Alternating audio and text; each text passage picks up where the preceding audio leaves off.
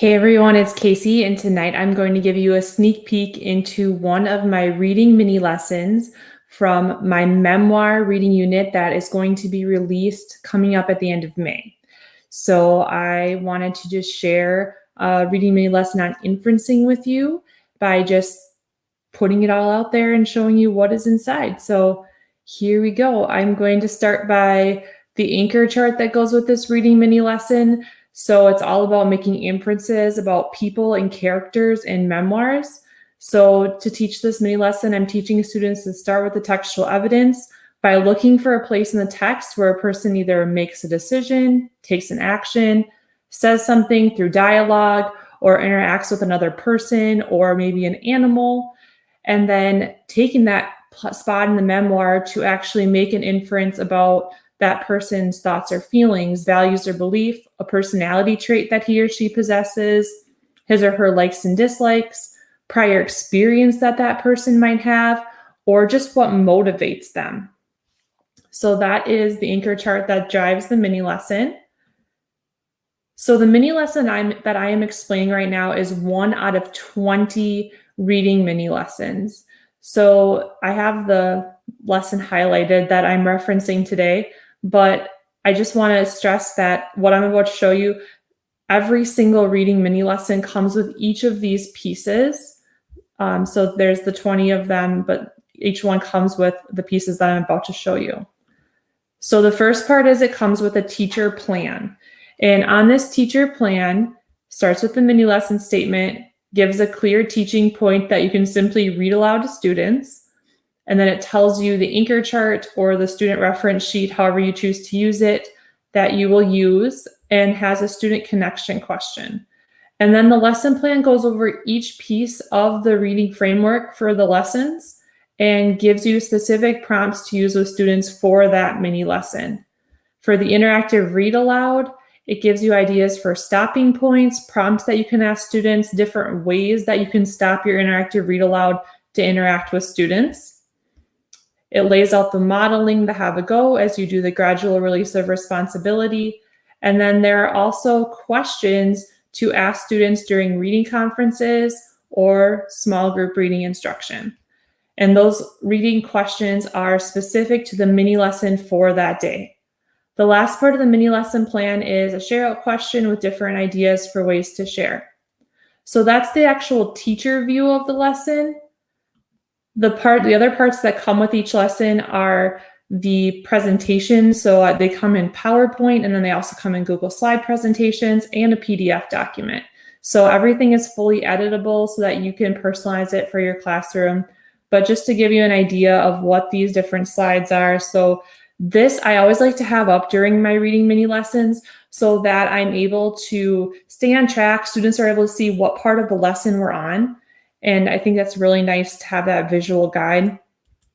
So it starts out with the mini lesson statement and the student connection question. It has a picture of the student reference sheet. And then it goes into the oral reading fluency where students read aloud to a partner, has the connection question to the day's mini lesson that students ask each other when they're done. And then it has a slide for the interactive read aloud, the modeling, with an exit ticket, which is the formative assessment, completely filled out so that you can actually show students what you're asking them to do as readers that day. And then next comes the have a go. So you're releasing that responsibility to students, and that just lays out how to do that.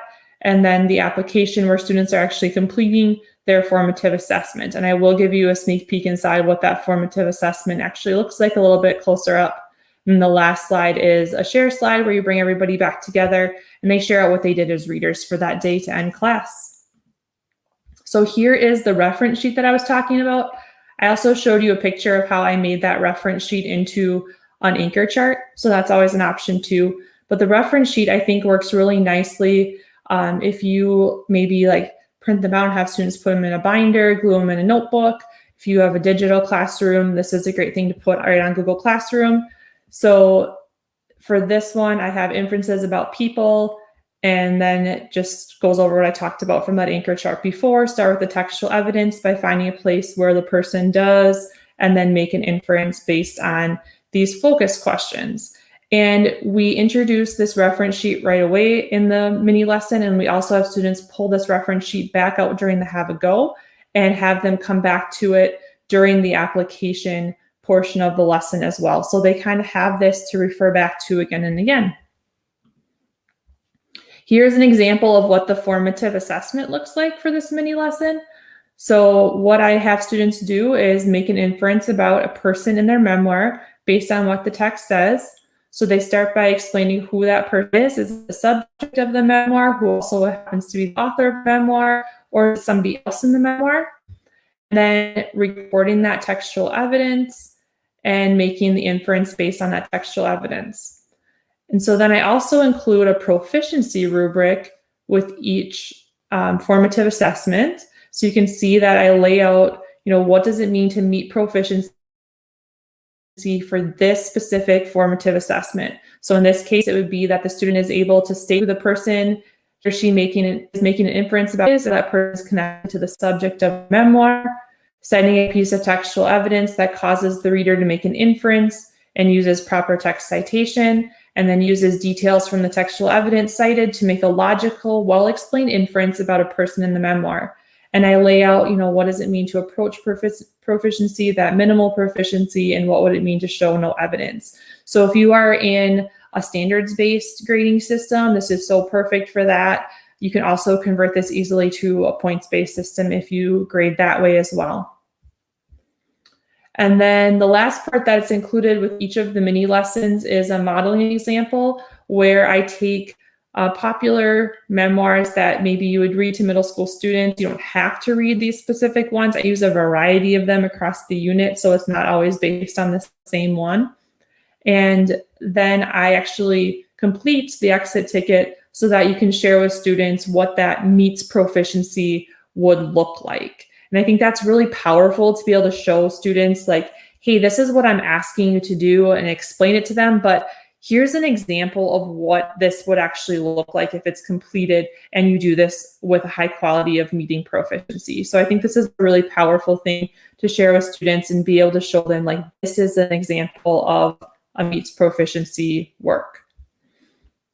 So that was just a sneak peek into one of the reading mini lessons included in the Memoir Reading Unit. There are 19 others that are going to be included.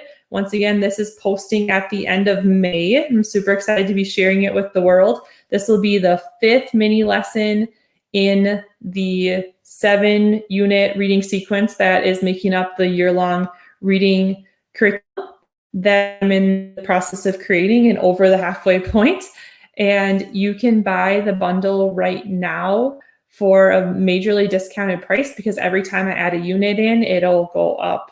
So make sure that if you're really interested in this, that you hop over to that bit.ly link that I've included in the description for this video and just go check that out. I'm open to any questions you might have, so please let me know if you have any questions about how things are structured.